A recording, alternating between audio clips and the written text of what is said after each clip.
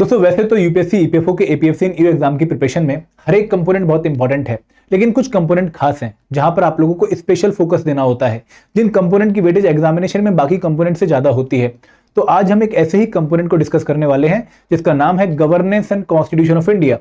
अगर आप इस कंपोनेंट को अच्छे से प्रिपेयर करके जाएंगे तो आप एग्जाम में एक अच्छा स्कोर लेने के लिए खुद को कैपेबल बना पाएंगे। तो यहां पर मैं आप लोगों के जितने भी डाउट हैं इस कंपोनेंट के रिगार्डिंग कि भाई हमें क्यों ये कंपोनेंट प्रिपेयर करना चाहिए, इस कंपोनेंट में हमें क्या प्रिपेयर करना चाहिए, डिकोडेड सिलेबस क्या है, मोस्ट इंपॉर्टेंट टॉपिक्स कौन से हैं, कैसे पीवाईक्यूज आते हैं, हमारी अप्रोच क्या होनी चाहिए, सर क्या ये कंपोनेंट लिमिटेड टाइम में प्रिपेयर हो सकता है, अगर हम यूपीएससी बैकग्राउंड वाले हैं तो कैसे अप्रोच करें, जितने भी आपके डाउट हैं सारे रिजॉल्व होंगे। तो ये वीडियो आप एंड तक पक्का देखिएगा। मैं आपको एक बहुत अच्छी स्ट्रेटेजी कंपोनेंट की बताने वाला हूं, लेकिन आगे बढ़ने से पहले मैं आप लोगों से रिक्वेस्ट करूंगा कि हमारा एक स्पेशल ऑफर आप लोगों के लिए है।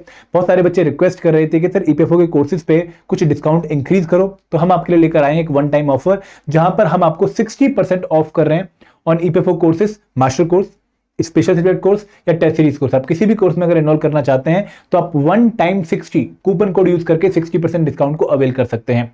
और दोस्तों कोर्सेज का लिंक आपको इस वीडियो के डिस्क्रिप्शन में मिल जाएगा। और ये जो डिस्काउंट है ये 3 तारीख तक ही वैलिड है, आज के लिए ही वैलिड है। आप इसको फिर आगे नहीं देख पाएंगे, तो इसलिए आप प्लीज जल्दी से जल्दी डिस्काउंट को यूज करके जो है आप 60% ऑफ का जो बेनिफिट है वो लीजिए। अब शुरुआत करते हैं इस वीडियो की कि भाई हमें कैसे governance and constitution of India component को अप्रोच करना चाहिए। तो सबसे पहले मन में डाउट ये आता है कि कुछ कंपोनेंट को छोड़ सकते हैं क्या, इस कंपोनेंट को छोड़ सकते हैं। तो यहां पर मैं आप लोगों को बताना चाहूंगा कि भाई देखो, आप कोई और कंपोनेंट भले ही छोड़ दो, स्टैट हो गया, इंश्योरेंस हो गया, लेकिन इस कंपोनेंट को बिल्कुल भी हल्के में मत लीजिएगा। ये कंपोनेंट आपके एग्जाम के लिए बहुत इंपॉर्टेंट है, क्योंकि अगर मैं एपीएफसी एग्जामिनेशन की बात करूं, और यहां पर मैं एपीएफसी एग्जाम का ही रेफरेंस लूंगा, क्योंकि अब जो एग्जाम है वो एक सिंगल एग्जाम है फॉर एपीएफसी एंड ईओ, तो आपको एग्जाम का जो सिलेबस है वो एपीएफसी एग्जाम का देखने को मिल रहा है। तो इसीलिए मैं 2023-2015 का एपीएफसी एग्जाम रेफरेंस में ले रहा हूं कि 2015 में 7 क्वेश्चन पॉलिटी से पूछे गए थे आउट ऑफ 120, और 2023 में 10 क्वेश्चन पूछे गए out of 120 for the component of governance and constitution of India. तो ये कंपोनेंट हमारे लिए बहुत इंपॉर्टेंट है, क्योंकि 10 क्वेश्चन 120 में से कम नहीं है। क्योंकि अगर एग्जाम में 15 कंपोनेंट सिलेबस का पार्ट है और एक ही कंपोनेंट से 10 क्वेश्चन आ रहे हैं, तो हमें उसको हल्के में नहीं लेना है। ये कंपोनेंट हमारे लिए बहुत इंपॉर्टेंट है। और दोस्तों दूसरा डाउट ये आता है कि सर कंपोनेंट का नाम क्या है, governance and constitution of India, हमें क्या गवर्नेंस भी पढ़ना है या फिर हमें सिर्फ कॉन्स्टिट्यूशन ऑफ इंडिया पढ़ना है। तो यहां पर मैं बताना चाहूंगा कि देखो, आपको गवर्नेंस नहीं पढ़ना है, आपको एग्जाम में एक भी क्वेश्चन गवर्नेंस का देखने को नहीं मिलेगा, लेकिन जो इंडियन पॉलिटी है, जिसको हम पॉपुलरली कॉन्स्टिट्यूशन ऑफ इंडिया कहते हैं, वो आपको अच्छे से कवर करना है, क्योंकि एग्जाम में सारे के सारे क्वेश्चन आपको उसी टॉपिक के इंडियन पॉलिटी वाले पार्ट के ही देखने को मिलेंगे। तो पहला पॉइंट कि भाई ये कंपोनेंट प्रिपेयर करना इसलिए जरूरी है क्योंकि एग्जाम में अच्छी खासी वेटेज है, हम इसको बिल्कुल भी नेग्लेक्टेड नहीं रख सकते। दूसरी बात कि भाई हमें गवर्नेंस प्रिपेयर नहीं करना है, हमें इंडियन पॉलिटी जो है वो अच्छे से प्रिपेयर करना है, जो कि हम बाकी एग्जाम्स के लिए शायद ऑलरेडी प्रिपेयर कर रहे हैं। अब दोस्तों आगे बढ़ते हैं कि सर प्रिपेयर करना क्या है, डिकोडेड सिलेबस क्या है। तो यहां पर मैं आप लोगों को बताना चाहूंगा कि देखो, इंडियन पॉलिटी बहुत वास्ट सब्जेक्ट है, लेकिन कुछ एरियाज ऐसे हैं जिनको हमें बहुत स्ट्रांगली प्रिपेयर करना है इस एग्जाम के लिए। वो टॉपिक्स कौन से हैं हम समझाएंगे आपको। देखो यहाँ पे सबसे पहले हम शुरुआत करेंगे कॉन्स्टिट्यूशनल फ्रेमवर्क से। कॉन्स्टिट्यूशनल फ्रेमवर्क मतलब हमारा बेसिक कॉन्स्टिट्यूशन का ढांचा क्या है। अब यहाँ पे बहुत सारे सब टॉपिक आते हैं। For example historical background of Indian constitution, कि भाई कंपनी रूल के टाइम पर कौन कौन से एक्ट आए, जहां पर हम कवर करते हैं रेगुलेटिंग एक्ट ऑफ 1773, फिर हम पिट्स इंडिया एक्ट पढ़ते हैं, फिर हम बहुत सारे चार्टर एक्ट पढ़ते हैं 1793 का, 1813 का, 1833 का एंड 1853 का। और हम देखते हैं कि भाई इन कंपनी रूल में जो एक्ट आए उसके दौरान जो प्रोविजंस थे उनका इंपैक्ट हमारे कॉन्स्टिट्यूशन पे क्या पड़ा, कौन सी चीज हमने किस एक्ट से ली। फिर हम कवर करते हैं क्राउन रूल के टाइम पर आने वाले एक्ट्स के बारे में, हम पढ़ते हैं इंडियन काउंसिल एक्ट, फिर हम देखेंगे भाई इनका इंपैक्ट हमारे कॉन्स्टिट्यूशन पे क्या पड़ा। फिर Morley reforms, Montagu Chelmsford reform, फिर government of India act of 1935 और इंडियन इंडिपेंडेंस एक्ट ऑफ 1947, कि भाई ये हमारे कॉन्स्टिट्यूशन पे क्या असर डाल रहे थे। जैसे government of India act of 1985 बहुत इंपॉर्टेंट है, एग्जाम में क्वेश्चन भी आया उसके ऊपर, तो आपको अच्छे से कवर करना पड़ेगा। फिर दोस्तों हम कवर करते हैं मेकिंग ऑफ इंडियन कॉन्स्टिट्यूशन, कि भाई हमारा संविधान कैसे बना, ठीक है, कौन कौन सी मेजर कमेटीज थी कॉन्स्टिट्यूशन मेकिंग के टाइम पर, कौन कौन सी माइनर कमेटीज थी, कौन उनको हेड कर रहे थे, बी आर अम्बेडकर की जो है कंट्रीब्यूशन क्या है, इंपॉर्टेंट डेट्स क्या है, कब हमने नेशनल फ्लैग को अडॉप्ट किया, कब हमने नेशनल एंथम को अडॉप्ट किया। तो ये सारी चीजें आप मेकिंग ऑफ इंडियन कॉन्स्टिट्यूशन में पढ़ते हो। फिर आप आगे बढ़ के कवर करते हो फीचर्स ऑफ इंडियन कॉन्स्टिट्यूशन, एक ऐसी चीज जो अगर ढंग से समझ आ गई तो पॉलिटी की काफी अच्छी खासी अंडरस्टैंडिंग डेवलप हो जाती है कि भाई हमारा कॉन्स्टिट्यूशन लेंथीएस्ट एंड बल्कीएस्ट है। क्यों बोरोड फ्रॉम मेनी सोर्सेज, क्यों, उसका क्या इंप्लीकेशन है, क्या फीचर्स है हमारे कॉन्स्टिट्यूशन के कि भाई फंडामेंटल राइट्स क्यों दिए गए हैं, पार्लियामेंट्री सॉवरेनिटी कैसे है, जुडिशियल सुप्रीमेसी कैसे है, फेडरलिज्म कैसे है, एक बैलेंस कैसे है सेंट्रलिज्म और फेडरलिज्म के बीच में। तो आप सारी चीजें कवर करते हैं। तो ये दोस्तों आपको बहुत अच्छे से कवर करना होता है, क्योंकि इसी के बेसिस पे आपकी आगे की अंडरस्टैंडिंग बनती है। फिर हम कवर करते हैं इंडियन प्रेम्बल कि भाई हमारे कॉन्स्टिट्यूशन का आइडेंटिटी कार्ड कैसा है, क्या वर्ड्स, क्या स्पिरिट है हमारे कॉन्स्टिट्यूशन की, जो हमें अच्छे से पता होनी चाहिए, जो कि अनऑल्टरेबल है, जिसको हम छेड़ नहीं सकते। ये हमारे कॉन्स्टिट्यूशन को इंटरप्रेट करने के लिए बहुत जरूरी है। फिर हम कवर करते हैं सिटीजनशिप और स्टेट्स की फॉर्मेशन। तो ये हमारा बेसिकली ये वाला जो पोर्शन है वो कवर हो जाता है। फिर दोस्तों आता है सबसे इंपॉर्टेंट पोर्शन हमारी इंडियन पॉलिटी का। This is called the most important portion of Indian polity, fundamental rights, DPSPs and fundamental duty. ये टॉपिक हर एक बच्चे को बहुत अच्छे से प्रिपेयर करना है, क्योंकि एग्जाम में आपको पॉलिटी में तो 2-3 क्वेश्चन इस कंपोनेंट के देखने को मिलेंगे इस टॉपिक के। इसके साथ साथ ये टॉपिक आपको आईआर के भी 1-2 क्वेश्चन सॉल्व करने में हेल्प करता है। तो ये topic one of the most important topic of Indian polity, जो हर एक बच्चे को प्रायोरिटी में प्रिपेयर करना है। फिर दोस्तों आते हैं centre state relation. Centre state relation में काफी सब टॉपिक्स हैं। फॉर एग्जांपल एडमिनिस्ट्रेटिव रिलेशन कैसे हैं, ठीक है, जुडिशियल लेजिस्लेटिव रिलेशन कैसे हैं, एडमिनिस्ट्रेटिव के बाद हम करते हैं एग्जीक्यूटिव रिलेशन कैसे हैं। फिर दोस्तों यहाँ पर आते हैं इमरजेंसी प्रोविजन कि भाई इमरजेंसी कैसे लगती है, आर्टिकल 352 क्या है, आर्टिकल 356 क्या है, आर्टिकल 360 क्या है। तो वो टॉपिक हमारा आजकल इंपॉर्टेंट भी है, न्यूज में कई बार हम चर्चा में सुनते हैं उनको, जब बीजेपी और कांग्रेस की बात आती है। तो वो टॉपिक आपने अच्छे से प्रिपेयर करना है। ये इंपॉर्टेंट है, लेकिन और टॉपिक और ज्यादा इंपॉर्टेंट है। अब एग्जीक्यूटिव इन इंडिया, यहां पर देखो ये टॉपिक थोड़ा मैं इंपॉर्टेंट बोलूंगा, ये भी आपको प्रायोरिटी में प्रिपेयर करना है। और यहां पर भी यूनियन एग्जीक्यूटिव पे आपका फोकस ज्यादा होना चाहिए। ठीक है, यूनियन एग्जीक्यूटिव में बहुत सारे एग्जीक्यूटिव आते हैं, जिनमें भी मोस्ट इंपॉर्टेंट कौन से रहेंगे, प्रेसिडेंट एंड इस टाइम पर वाइस प्रेसिडेंट। क्योंकि दोस्तों प्रेसिडेंट इसलिए इंपॉर्टेंट है क्योंकि एक बहुत इंपॉर्टेंट फीचर है हमारे कॉन्स्टिट्यूशन का, एक बहुत इंपॉर्टेंट फिगर है हमारे कॉन्स्टिट्यूशन की। तो ये तो हमें अच्छे से कवर करने ही करने, हर टाइम ये कहीं ना कहीं न्यूज में रहते हैं। इनके इलेक्शन का प्रोसीजर काफी टफ है, आपको उसके बारे में पता होना चाहिए। लेकिन वाइस प्रेसिडेंट इसलिए प्रिपेयर करने क्योंकि इस टाइम पर न्यूज में है। PM, council of minister and attorney general of India उतने इंपॉर्टेंट नहीं है। इसके बाद स्टेट एग्जीक्यूटिव आप अगर हल्के में प्रिपेयर करें तो भी चलेगा, बट इसका जो टॉपिक है गवर्नर वाला, वो आपको काफी अच्छे से प्रिपेयर करना है। ठीक है, बाकी chief minister, state council of minister और एडवोकेट जनरल ऑफ स्टेट हम थोड़ा सा हल्का भी रख सकते हैं। तो फिर आता है पॉलिटी का second most important topic after fundamental right, DPSP and duty, वो है इंडियन पार्लियामेंट। जब आप लेजिस्लेचर कवर करेंगे तो लेजिस्लेचर में इंडियन पार्लियामेंट भी आता है, यूनियन लेजिस्लेचर भी आता है और स्टेट लेजिस्लेचर भी आता है। लेकिन इंपॉर्टेंट क्या है, इंडियन पार्लियामेंट, यूनियन लेजिस्लेचर, ये आपने अच्छे से कवर करना है। ये हमारा सेकंड मोस्ट इंपॉर्टेंट टॉपिक है और ये फर्स्ट इंपॉर्टेंट टॉपिक था। तो ये टॉपिक तो आपको पक्का करने ही करने, कोई भी कमी यहां पर नहीं छोड़नी है। अब पार्लियामेंट बहुत बड़ा टॉपिक है, जहां पर आप जो है क्वालिफिकेशन, डिस्क्वालिफिकेशन ऑफ एमपीज के बारे में पढ़ते हैं, आप स्पीकर, डिप्टी चेयरमैन, चेयरमैन के बारे में पढ़ते हैं, आप जो कवर करते हैं बिल्स, वो बहुत इंपॉर्टेंट है एग्जाम के लिए। तो ये टॉपिक आपने अच्छे से प्रिपेयर करना, कोई कमी यहाँ पे नहीं छोड़नी। फिर जुडिशरी में सुप्रीम कोर्ट, हाई कोर्ट और सबऑर्डिनेट कोर्ट, जहां पर सुप्रीम कोर्ट बहुत इंपॉर्टेंट है।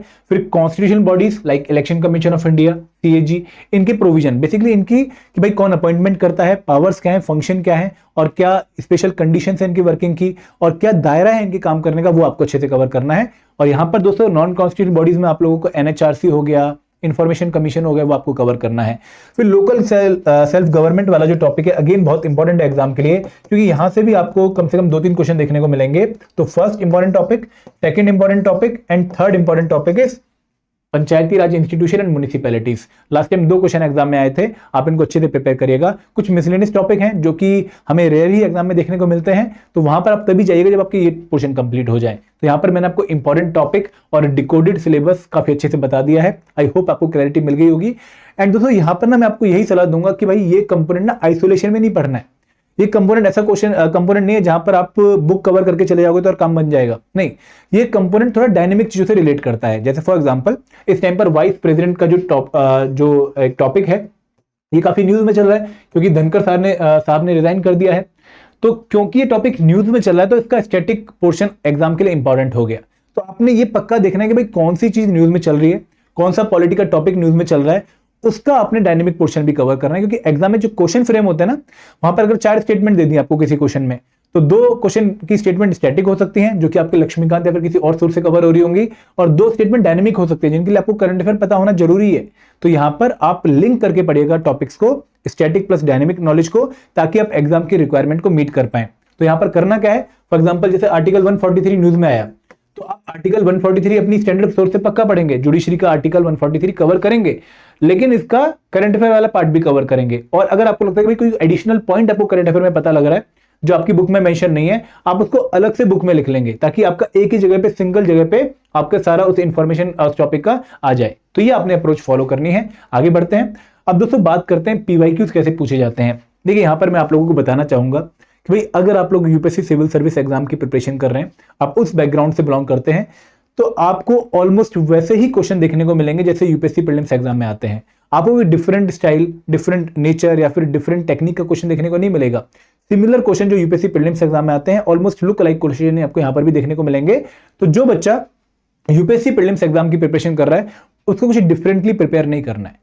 आपको वैसे ही क्वेश्चंस जो आप रेडी करते हैं यूपीएससी प्रीलिम्स के लिए, वैसे ही क्वेश्चन यहां पर भी रेडी करने हैं। मैं कुछ क्वेश्चन आप लोगों को बताना चाहूंगा कि जैसे क्वेश्चन है कि भाई ordinance making power of governor के रिगार्डिंग कौन सी स्टेटमेंट सही नहीं है। तो ये question again static plus dynamic question है। गवर्नर का जो ऑफिस है 2023 में काफी न्यूज में था। तो आपको जो पहली दो स्टेटमेंट देखने को मिलेंगी वो कहीं ना कहीं आप स्टैटिक नॉलेज से सॉल्व करने में कैपेबल रहोगे, लेकिन जो थर्ड स्टेटमेंट है इसको सॉल्व करने के लिए आपको करंट अफेयर पता होना चाहिए या फिर आपने थोड़ी सी अच्छी प्रिपरेशन और करी होनी चाहिए। तो जो भी टॉपिक न्यूज में चल रहे हैं वहां पर आपका जो सोर्स रहेगा फिर वो एक सोर्स नहीं रहेगा, आपको कहीं ना कहीं उस टॉपिक को कहीं और से भी प्रिपेयर करना पड़ेगा।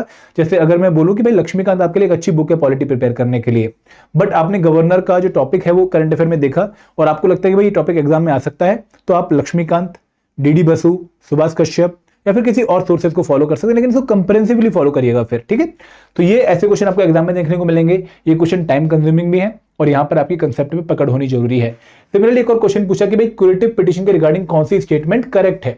अब ये क्वेश्चन क्यों पूछा कि भाई न्यूज में ये टॉपिक चल रहा था क्योंकि क्यूरेटिव पिटीशन उस टाइम पर निर्भया केस की जजमेंट के बाद टॉपिक आया था। तो ये टॉपिक भी आपको एग्जाम में देखने को मिलेंगे जो कि आपके करंट अफेयर पोर्शन से आते हैं। लक्ष्मीकांत में आपको टॉपिक देखने को नहीं मिलेगा, बहुत सारी और बुक्स में भी आपको टॉपिक देखने को नहीं मिलेगा।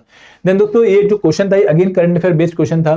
तो यहां पर मैं समझाना क्या चाह रहा हूं कि भाई आप लोगों को स्टैटिक के साथ साथ करंट अफेयर को लिंक करना है और करंट अफेयर में जो भी टॉपिक चल रहा होगा वो आपने अच्छे से अपने स्टैटिक पोर्शन से लिख करके ही जाना है एग्जाम में। अब एक और क्वेश्चन था कि भाई थंगन कमेटी की रिकमेंडेशन क्या है। अब ये प्योरली स्टैटिक क्वेश्चन है, यहां पर आप लक्ष्मीकांत की नॉलेज से इस क्वेश्चन को इजीली सॉल्व कर पाएंगे। सिमिलरली क्वेश्चन है कि भाई स्टेट फाइनेंस कमीशन के रिगार्डिंग कौन सी स्टेटमेंट करेक्ट है। ये आप जो है स्टैटिक क्वेश्चन पाएंगे, पूरा लक्ष्मीकांत में इसके बारे में मेंशन है। देन एक क्वेश्चन है कि भाई आर्टिकल जो है कौन सा रिलेट करता है with the employment of prohibition of employment of children in factory और माइन। सिंपल क्वेश्चन है बिल्कुल। तो ऐसे क्वेश्चन आपको एग्जाम में देखने को मिलेंगे जहां पर प्योरली स्टैटिक नॉलेज भी टेस्ट हो रही होगी और स्टैटिक प्लस डायनेमिक नॉलेज भी चेक हो रही होगी। अब दोस्तों इन पीवाईक्यू से आपने एक हिंट और लेनी है कि एग्जाम में कैसे क्वेश्चन पूछ रहे हैं। मल्टीपल स्टेटमेंट वाले क्वेश्चन भी पूछ रहे हैं, ठीक है, टू स्टेटमेंट वाले क्वेश्चन भी पूछ रहे हैं और आपसे स्ट्रेट फॉरवर्ड क्वेश्चन भी पूछ रहे हैं। सिमिलरली एग्जाम में फैक्चुअल क्वेश्चन भी आ रहे हैं, जैसे क्वेश्चन फैक्चुअल है। एग्जाम में थोड़ा कंसेप्चुअल क्वेश्चन भी आ रहा है जहां पर आप लोगों को ऑर्डिनेंस मेकिंग पावर के बारे में थोड़ा सोचना पड़ेगा। एग्जाम में अगेन ये भी जो क्वेश्चन है वो स्ट्रेट फॉरवर्ड क्वेश्चन है क्योंकि यहां पर कुछ सोचना नहीं है, जो है वो है, जो बुक में लिखा है वही आपका आंसर है। तो ये क्वेश्चन आप लोगों को ये आइडिया दे रहे हैं कि भाई मुझे हर डायमेंशन को अच्छे से कवर करना है। एग्जाम में स्टैटिक क्वेश्चन भी आएगा, एग्जाम में डायनेमिक क्वेश्चन भी आएगा, एग्जाम में फैक्चुअल क्वेश्चन भी आएगा, एग्जाम में कंसेप्चुअल क्वेश्चन भी आएगा, एग्जाम में स्ट्रेट फॉरवर्ड क्वेश्चन भी आएगा और एग्जाम में मल्टीपल स्टेटमेंट वाला क्वेश्चन भी आएगा। तो यहाँ पर टिपिकल यूपीएससी प्रीलिम्स का जो पैटर्न है वो आपको यहाँ पे दिख रहा होगा।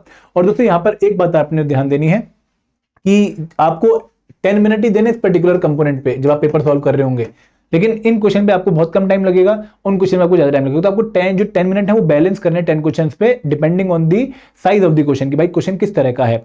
एक और बात मैं आपको यहाँ पे समझाना चाहूंगा कि जो आपने पॉलिटी में ध्यान रखनी है कि पॉलिटी में कई बार ऐसे क्वेश्चन होंगे जहां पर आपको डाउट हो जाएगा कि यार इसका आंसर ना ये भी हो सकता है ये भी हो सकता है। फॉर एग्जाम्पल जैसे आपसे क्वेश्चन पूछा कि भाई राइट टू स्ट्राइक कौन सा राइट है, क्या वो लीगल राइट है, क्या वो कॉन्स्टिट्यूशनल राइट है या फिर वो कोई और तरह का राइट है। तो वहां पर अड़ना नहीं है, आपको पॉलिटी जितना मर्जी तगड़ा क्यों ना आता हो, अगर क्वेश्चन कंट्रोवर्शियल लग रहा है, डाउटफुल लग रहा है, आपको लग रहा है कि भाई यहां पर मैं नेगेटिव आंसर मार्क कर सकता हूं, तो अवॉइड करिएगा। बट यहां पर मैं ये बताना चाहूंगा कि भाई अगर आपने अच्छी प्रिपरेशन करी है तो आप 8 क्वेश्चन 10 में से सॉल्व कर सकते हैं क्योंकि उतना एक पोटेंशियल है इस पर्टिकुलर कंपोनेंट में जहां पर आप एक अच्छी प्रिपरेशन के साथ इतना क्वेश्चन टारगेट कर पाएंगे। एंड दोस्तों जो बच्चे बिल्कुल बिगिनर हैं, जिन्होंने कभी यूपीएससी एग्जाम की प्रिपरेशन नहीं करी है, नील बटे सन्नाटा है, तो वहां पर आप लोगों को ध्यान देना है कि आप यहां पर जो मैंने टॉपिक्स बताए उनको बेसिक लेवल पे प्रिपेयर कर लें क्योंकि उनसे भी आप 6 क्वेश्चन सॉल्व कर पाएंगे, 5 से 6 क्वेश्चन टारगेट कर पाएंगे।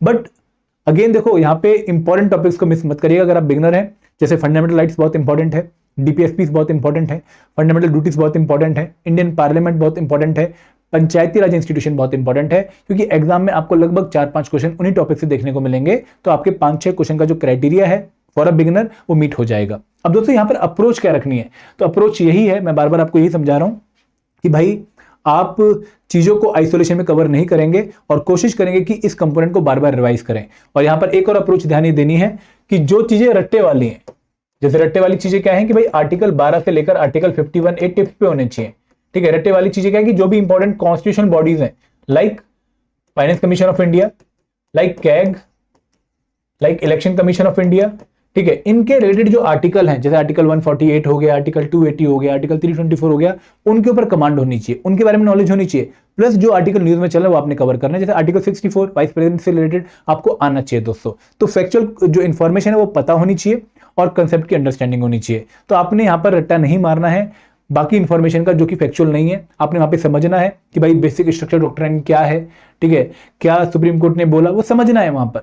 लेकिन जो 12 से 51 आर्टिकल है, आर्टिकल सिर्फ रट्टा मारना है आपने, और चीज रट्टा आपने नहीं मारनी है, ठीक है, क्योंकि एग्जाम अंडरस्टैंडिंग बेस्ड ज्यादा है, फैक्चुअल क्वेश्चन कम आते हैं, और वो भी अगर एक लिमिटेड दायरा आपने प्रिपेयर कर लिया आर्टिकल 12 से लेकर आर्टिकल 51A का, वो आप कवर कर लेंगे। अगेन जो ये क्वेश्चन है थंगन कमेटी वाला, इसको समझने के लिए आपको कंसेप्ट की अंडरस्टैंडिंग होनी चाहिए, और ये टॉपिक आप 2-3 बार अगर अपने नीचे से निकाल लेंगे, फॉर एग्जाम्पल 2-3 बार आप रिवाइज कर लेंगे क्विकली, तो आपको कोई दिक्कत नहीं आने वाली। तो यहां पर अप्रोच ये भी रखनी है कि पॉलिटी एक बार में कवर नहीं होने वाली, आपको एटलीस्ट 2 to 3 टाइम्स इनको रिवाइज करना पड़ेगा। यहां पर क्विक रिवीजन चाहिए आपको, जैसे आपने आज कोई चीज पढ़ी तो विद इन 1 वीक रिवाइज कर लीजिए उसको, और फिर विद इन 15 मिनट आपको उसको रिवाइज करना पड़ेगा। 15 दिन बाद ही आप उसको फिर अपने कंट्रोल में पाएंगे। और बहुत सारे बच्चे ऐसे भी होंगे जिन्होंने पॉलिटी और ढंग से नहीं पढ़ी है पहले कभी, तो उनको तो एटलीस्ट 3-4 रिविजन इस कंपोनेंट की करनी चाहिए। आगे बढ़े, अब दो सोर्सेज की बात करते हैं। देखिए सबसे अच्छा सोर्स जो कि एग्जाम की 80% रिक्वायरमेंट को मीट करता है वो है Indian polity by M Laxmikanth. और क्योंकि आप यहाँ पर मेंस एग्जामिनेशन नहीं देने वाले हो, तो this component will suffice the purpose. लेकिन अगर कोई बच्चा जीरो है, उसको लगता है कि सर मैं बहुत मेहनत करने के लिए रेडी हूं, कुछ एक्स्ट्रा सोर्सेज बता दो जो कि लक्ष्मीकांत पढ़ने से पहले मुझे पता होना चाहिए, तो आप एक बार इंडियन कॉन्स्टिट्यूशन वर्क वाली जो एनसीईआरटी पर नजर मार सकते हैं। बट मैं अभी, क्योंकि सिर्फ 4 महीने का ही टाइम है आपका इस प्रिपरेशन का, और वहां पर भी आपको एक बहुत बड़ा सिलेबस प्रिपेयर करना है, तो मैं यही कहूंगा कि भाई एनसीईआरटी को इस टाइम पर छोड़ दीजिए, आप पूरा फोकस इस बुक पे दीजिए। इस बुक में 77 चैप्टर, आपको सारे चैप्टर नहीं पढ़ने हैं। इस बुक के आप अराउंड 55 चैप्टर जो हमारे डिकोडेड सिलेबस से मैच करते हैं उनको कवर कर लीजिए, इट विल बी इनफ, क्योंकि आपके पास टाइम नहीं है पूरा एंड टू एंड प्रिपेयर करने का। ठीक है, आगे बढ़ें। अब दोस्तों आइडियल टाइम ऑफ प्रिपरेशन कितना चाहिए? देखिए अगर आप बिल्कुल स्क्रैच से स्टार्ट कर रहे हैं तो आपको एटलीस्ट 50 घंटे लगेंगे इस कंपोनेंट को अच्छे से कवर करने में, as per the exam requirement. लेकिन अगर आपके पास इतना टाइम भी नहीं है तो मैं यही रिक्वेस्ट करूंगा कि भाई इंपॉर्टेंट टॉपिक्स को फिर आप कम से कम 15-20 घंटे में कवर करके जाइए, ताकि 5-6 क्वेश्चन टारगेट हो पाए।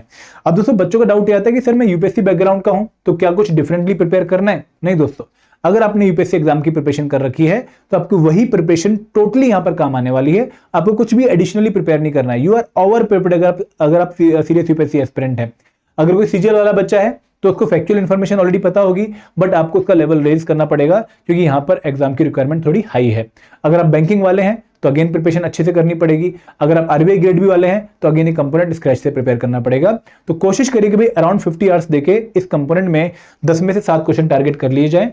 और अगर नहीं है वो टाइम, बिल्कुल भी बहुत करंट सिचुएशन है, तो आप किसी शॉर्टकट को फॉलो करके, जैसे इंपॉर्टेंट टॉपिक्स को कवर करके, लाइव क्लासेस को कवर करके, इंपॉर्टेंट पोर्शन हर एक टॉपिक का कवर करके जाइए। ठीक है। एंड दोस्तों यहां पर मैं आपको ये बोलना चाहूंगा कि इंडियन पॉलिटी में मैं तो नहीं कहूंगा कि भाई आप लोग जो है बहुत अच्छा जो है परफॉर्म कर सकते हैं, बट मैं जरूर कहूंगा कि अगर आप जीएस के कंपोनेंट्स को देखो तो ये कंपोनेंट आपको काफी अच्छा स्कोरिंग पोटेंशियल देता है। आपको 10 में से 7 क्वेश्चन यहाँ पर टारगेट करने ही चाहिए। ठीक है, आगे बढ़ते हैं। एंड दोस्तों यहाँ पर मैं अगेन बोलना चाहूंगा कि अगर आप कोर्स के थ्रू प्रिपेयर करना चाहते हैं तो हमारी लाइव क्लासेस स्टार्ट हो रही है फ्रॉम 4 अगस्त टुमारो। आप हमारे कोर्सेज में एनरोल कर सकते हैं, मास्टर कोर्स में या फिर स्पेशल सब्जेक्ट कोर्स में, और हम आपके लिए स्पेशल डिस्काउंट यहाँ पर लेकर आए हैं जिसको आप यूज कर सकते हैं by using a coupon code of 1 time 60, जहां पर आपको 60% डिस्काउंट हम जो है दे रहे हैं। आप इनको अवेल कर सकते हैं मास्टर कोर्स में भी, स्पेशल सब्जेक्ट कोर्स में भी और टेस्ट सीरीज में भी। इन कोर्सेज का लिंक इस वीडियो के डिस्क्रिप्शन में दिया गया है। This is all from my side. Thank you very much. जय हिंद, जय भारत।